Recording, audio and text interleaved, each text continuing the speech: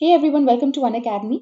तो आज की क्लास में हम जानेंगे कि कोरोना वायरस वैक्सीन की न्यूज़ आई है कि सितंबर तक corona virus vaccine roll out हो जाएगा। तो क्या ये सच में ऐसा है या क्या ये फेक न्यूज़ है? और अगर सच में ऐसा है तो कौन से वैक्सीन की हम बात कर रहे हैं या वैक्सीन काम कैसे करते हैं, ये सारी चीज़ें हम जानेंगे आज की क्लास में।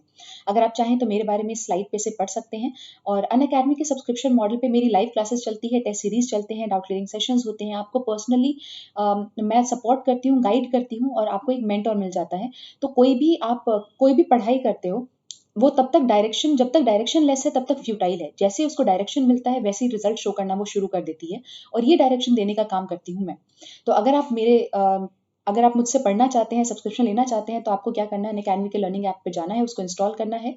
फिर उसके बाद आपको यूपीएससी सीएससी चूज करना है। चूज करने के बाद गेट सब्सक्रिप्शन पे क्लिक करना है। फिर आपको कुछ मंथ्स के ऑप्शंस मिलेंगे। तो अगर आप 2020 के लिए प्रिपेयर कर रहे हैं तो तो 1 ईयर का सब्सक्रिप्शन लीजिए। और अगर आप 2021 के लिए या उसके बाद के लिए प्रिपेयर करें तो 2 ईयर्स का सब्सक्रिप्शन लीजिए, क्योंकि आपको इंटरव्यू तक होते होते इतना टाइम लग जाएगा। और इसके लिए आपको कोड यूज करना है रजनी लाइव। इस पे आपको 10% का डिस्काउंट मिल जाएगा। तो अगर आप मुझे सपोर्ट करना चाहते हैं तो डायरेक्टली रजनी लाइव यूज कीजिए, अपने दोस्तों को भी बताइए, सबको बताइए इस कोड के बारे में।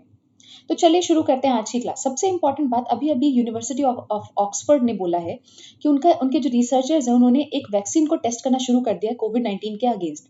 सवाल ये उठता है कि ये वैक्सीन काम कैसे करते हैं, हाउ डू दे वर्क क्या है वैक्सीन का। तो देखो होता क्या है, ये वैक्सीन बेसिकली बायोलॉजिकल प्रोडक्ट्स हैं। अब ये क्या होता है, बायोलॉजिकल प्रोडक्ट का क्या मतलब है? जैसे मान लो मैं किसी पर्टिकुलर वायरस के अगेंस्ट बॉडी को बचाना चाह रही हूँ, तो मेरी बॉडी में वही वायरस डाला जाता है वैक्सीन के थ्रू।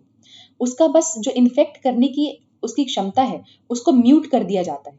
ठीक है, म्यूट करके उसको बॉडी में डाला जाता है। हो सकता है वो लाइव डाला जाए या फिर डेड डाला जाए। बस ये है कि बॉडी को आइडेंटिफाई करना आ जाना चाहिए, क्योंकि फाइन इस टाइप का वायरस अगर आपकी बॉडी में आता है तो आपको किस तरीके से फाइट करना है। तो यही होता है, ये मेमोरी बेस्ड जो इम्यून सिस्टम है इसी के बेसिस पे काम करता है वैक्सीन। वैक्सीन में आपको जैसे लेट्स से फॉर एग्जांपल हम बात करते हैं येलो फीवर की। तो येलो फीवर जो वैक्सीन डलता है उसमें अलाइव वायरस आपके अंदर डाला जाता है। ठीक है, येलो फीवर वायरस, लेकिन उसको वीक कर दिया जाता है। तो इसलिए आप उससे ऐसा नहीं होगा कि उससे बीमार पड़ जाए, मर जाए, ऐसा नहीं होगा। ऐसे ही अगर मैं पोलियो वायरस की बात करती हूँ, पोलियो वैक्सीन की बात करती हूँ, तो उसमें जो वायरस होता है वो डेड होता है। ठीक है, तो पोलियो में क्या है, डेड है। और येलो फीवर में क्या है, अलाइव है। तो वैक्सीन्स जनरली करते क्या है, आपकी बॉडी को सिखाते हैं कि अगर इस टाइप का वायरस कभी दोबारा आपकी बॉडी में आता है तो आपको कैसे फाइट करना है। काम आपकी बॉडी ही कर रही है। तो इसी को कहते हैं वैक्सीन वाला, this is how the vaccine work, this is called immunity, acquired immunity. ठीक है, चलिए फिर आगे बात करते हैं। वैक्सीन्स किसी भी डिजीज को खत्म करने के लिए, अगर कोई बहुत ड्रेडेड डिजीज है तो उसको खत्म करने के लिए वैक्सीन ही काम आते हैं। जैसे हम बात करते हैं स्मॉल पॉक्स की, तो एक टाइम पे स्मॉल पॉक्स की वजह से बहुत लोग मरते थे, बट उसके बाद उसका वैक्सीन आ गया, और वैक्सीन आने के बाद फिर उससे मौत होना बंद हो गई। राइट। अब जो हमारा कोविड-19 है, ये इस स्टेज पे है कि दो ही चीजें हो सकती हैं यहाँ पर। या तो आप वैक्सीन ढूंढ लो तो लोगों को बचा लोगे, या फिर एक कॉन्सेप्ट होता है हर्ड इम्यूनिटी का। हर्ड इम्यूनिटी का इसमें क्या है, बेसिकली बहुत लोगों को इन्फेक्शन होता रहता है, और वो इन्फेक्शन जब आपकी बॉडी में आता है तो आपकी बॉडी खुद फाइट करती है। और कई लोग इसमें सक्सेसफुल हो जाते हैं, कई लोग इनमें कई लोगों की डेथ भी हो जाती है, और आगे जाकर जो आपकी जनरेशन आएगी उसमें इम्यूनिटी आ जाएगी इस पर्टिकुलर डिजीज के लिए। राइट। लेकिन ये क्या है, एक बहुत टीडियस प्रोसेस है, बहुत लंबा प्रोसेस है, उसमें बहुत सारे डेथ होने के चांसेस है, रेट ऑफ इन्फेक्शन बहुत हाई होने के चांसेस है। तो हमारा इकलौता होप क्या बचता है, वैक्सीन। जब तक नया वैक्सीन नहीं मिलता तब तक कोई होप नहीं है कि हमें इस कोविड-19 से कोई बचा सकता है। अब अभी जो वैक्सीन जिनका टेस्ट हो रहा है वो कौन से वैक्सीन है, कौन से नए वैक्सीन है।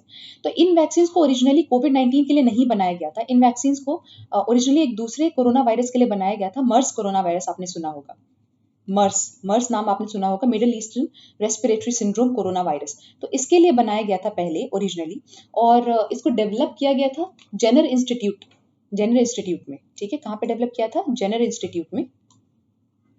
राइट। और इसका नाम क्या था, नाम था इसका CHADOX1NCOV19। इसका ये नाम रखा गया है CHADOX1NCOV19, जिसको एक वायरस से बनाया गया है। जो फर्स्ट पार्ट है ये वायरस का ही नाम है।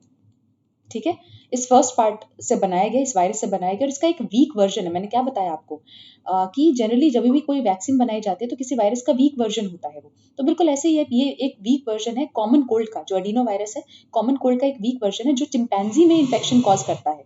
तो इसके अंदर उन्होंने थोड़े चेंजेस कर दिए हैं, जेनेटिकली चेंजेस कर दिए हैं इसके अंदर, जेनेटिकल चेंजेस कर दिए हैं, जिसकी वजह से ये ह्यूमंस में ग्रो नहीं हो सकता, तो ह्यूमंस मरेंगे नहीं इसकी वजह से। तो इस वैक्सीन को ऐसे ही यूज किया जा रहा है ह्यूमंस के लिए। ट्रायल जो प्रोसेस है इसका चल रहा है। अब एग्जैक्टली कैसे काम करता है ये, तो आपको पता होगा जो कोरोना वायरस होता है उसके चारों तरफ ना ऐसे स्पाइक्स होते हैं, प्रोटीन स्पाइक्स। ठीक है, क्या होते हैं? Spiked glycoprotein. अब ये काम कैसे करता है? जब ये ह्यूमन सेल पे आता है, मान लो ये ह्यूमन सेल है, तो ह्यूमन सेल पे एक रिसेप्टर होता है, ACE2 रिसेप्टर। तो जब वो इस स्पाइक प्रोटीन से अटैच हो, ये स्पाइक प्रोटीन क्या करते हैं, ACE2 से अटैच हो जाते हैं और ये फिर हमारी बॉडी में एंटर कर जाता है। तो एंटर करने के बाद ये हमारी बॉडी के अंदर जो भी जर्म्स हैं, जो भी टॉक्सिन्स हैं, वो रिलीज करने लग जाता है और ये इन्फेक्शन हमें हो जाता है। तो ये जो CHAdOX1 NCOV19 जो वैक्सीन बनाई गई है, इसके ऊपर भी इसी तरीके से स्पाइक्स हैं। तो बेसिकली हम ये क्यों यूज कर रहे हैं, ताकि बॉडी को आदत पड़ जाए कि कभी भी इस टाइप का स्पाइक अगर बॉडी के पास आता है और वो एंटर करता है बॉडी के अंदर, तो हमारा इम्यून सिस्टम कैसे वर्क करे। तो ये जो इन्होंने वैक्सीन बनाई है, इसके ऊपर भी बिल्कुल वैसे ही ग्लाइकोप्रोटीन स्पाइक्स हैं जैसे कि नॉर्मल नोवेल कोरोना वायरस या कोविड-19 के ऊपर है। और इन स्पाइक्स को आइडेंटिफाई करना ही हमारी बॉडी को सिखाना है। So that's what they are trying to do, कि हमारी बॉडी को इन स्पाइक से एक्सपोज करा रहे हैं, ताकि हमारी बॉडी को आदत पड़ जाए कि अगर ऐसा कोई वायरस हमारी बॉडी में आता है या इस तरीके का ग्लाइकोप्रोटीन वो दोबारा देखते हैं, तो बॉडी के अंदर ऑलरेडी एंटीबायोटिक बनने लग जाएंगे। ये जो वैक्सीन बनी है CHAdOX1 से, ये करीब 300 लोगों को दी जा चुकी है आज तक, और अभी तक ये बिल्कुल सेफ है और टॉलरेट कर सकता है पर्सन इसको। जैसे कि फीवर हो सकता है, या हेडेक हो सकता है, या हो सकता है आपके आर्म में पेन हो। तो अब ये तो आपने पूरा कॉन्सेप्ट समझ लिया कि एग्जैक्टली कैसे काम करता है, क्या काम करता है, और कौन से वायरस की बात हम कर रहे हैं। कुछ और वैक्सीन भी हैं जो अभी यूज में है, ट्रायल फेज में है। अभी इन्होंने क्या बोला है, ये न्यूज आई थी इंडियन एक्सप्रेस में, उन्होंने क्या बोला था कि जब तक कोविड-19 का वैक्सीन नहीं मिल जाता, तब तक इससे बचाना नामुमकिन है, इस स्प्रेड को रोकना नामुमकिन है। अब यहाँ पर दो चीजें, दो नाम आप पढ़ रहे होंगे। एक तो आप पढ़ रहे होंगे कोविड-19,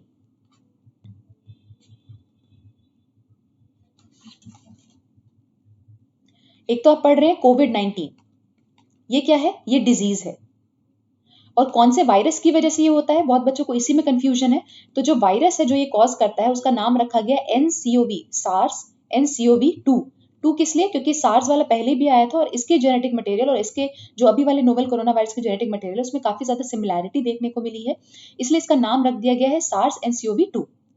ठीक है, तो हम ट्रायल्स की अगर बात करते हैं, देखो इंडिया ने बोला है कि वो $15 मिलियन की वैक्सीन अलायंस करेगी गावी के साथ, जो ग्लोबल वैक्सीन समिट हुआ था यूके में, उसके अंदर इंडिया ने इसने प्लेज किया है। ब्रिटिश फार्मा जायंट है एक एस्ट्राजेनेका, उन्होंने मास प्रोडक्शन शुरू कर दिया है उनके एक वैक्सीन का नाम रखा गया है ADZ1222।